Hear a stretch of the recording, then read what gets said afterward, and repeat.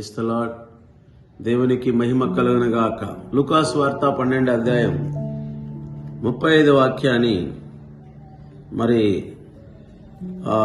అందులో రెండో భాగాన్ని ఈరోజు మనం ధ్యానం చేసుకుంటున్నామండి. మీ నడుములు కట్టుకొని ఉండుడి అని మనం నిన్న దినం మనం చూసాం. మరి ఈరోజు మీ దీపములు వెలుగుచుండనీయుడి, మీ దీపములు వెలుగుచుండనీయుడి. ప్రభువైన యేసుక్రీస్తు పలుకుతున్న మాట. మీరు లోకానికి వెలుగై ఉన్నారన్నాడు యేసయ్య. ప్రియులారా, మరి మనం వెలుగులో ఉన్న వారము, మనకు వెలుగు సంబంధులు అని కొత్త నిబంధనలో ఉన్న పరిశుద్ధులు మరి అపోస్తలులు మరి వెలుగు సంబంధమైన కార్యాలు మొదటిసారిగా I am the light of the world అని యేసు ప్రభు చెప్పాడు. నేను లోకానికి వెలుగే ఉన్నానని.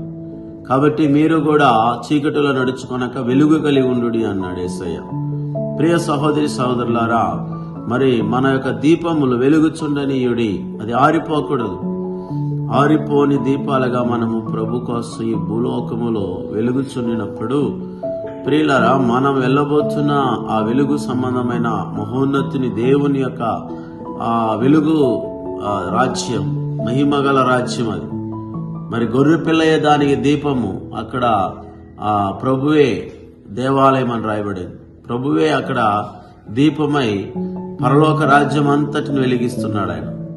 కాబట్టి భూలోకంలో ఉంటున్న నీవు నేను లోకానికి వెలుగుగా ఉండి అనేకల జీవితాన్ని వెలిగించాలని యేసు ప్రభు ఇక్కడ ఆయన ఆశించి కోరుతున్నాడు. ప్రియులారా, మీ దీపములు వెలుగుచుండనీయుడి, అది ఆరిపోకుండగా. మరి మనము చూసినట్లయితే మనం మత్తయి సువార్తలో కూడా చూస్తున్నాం. మత్తయి సువార్త 25వ అధ్యాయములో మరి అక్కడ ఏం చెప్పబడింది? పరలోక రాజ్యము తమ దివిటులు పట్టుకుని పెళ్లి కుమారుని ఎదుర్కొనుటకు బయలుదేరిన 10 మంది కన్నికలు పోలి ఉన్నవి అని రాయబడి ఉంటున్నాయి.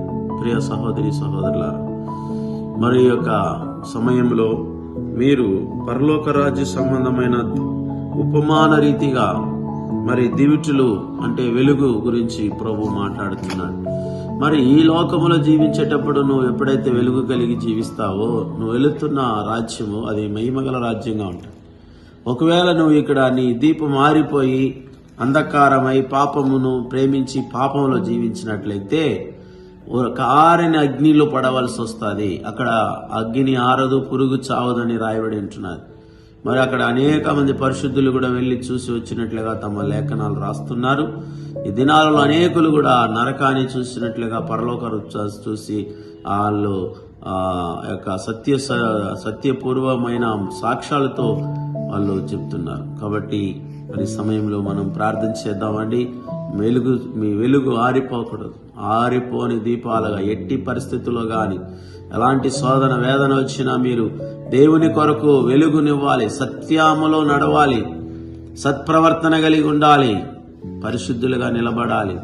అప్పుడే మనం మహిమగల రాజ్యం వెళ్ళగలం. ప్రార్థన చేద్దాం. మహోన్నతుడైన తండ్రి యేసయ్య, మీరు పలికిన ఈ మాట ప్రకారంగా మీ వెలుగు మరి వెలుగుచుండు, మరి మీ యొక్క వెలుగు ప్రకాశించాలని మీరు మాట్లాడుతున్నారు. అయా స్తోత్రాలు. అది ఆరిపోకూడదు. మీ వెలుగు, మీ యొక్క ఆ వెలుగులో జడవమని చెప్పావు. ఆ పరిశుద్ధమైన వెలుగు రాజ్యం, ఆ యొక్క మహిమగల రాజ్యం ప్రవేశించాలంటే ఈ లోకములో అయా స్తోత్రాలు తండ్రి, వెలుగు సంబంధులై నడుచుకున్నట్టుకు ప్రతి ఒక్కరికి సహాయం చేయమని యేసు నామములో ప్రార్థిస్తున్నాను తండ్రి. ఆమేన్, ఆమేన్. God bless you. Praise the lord.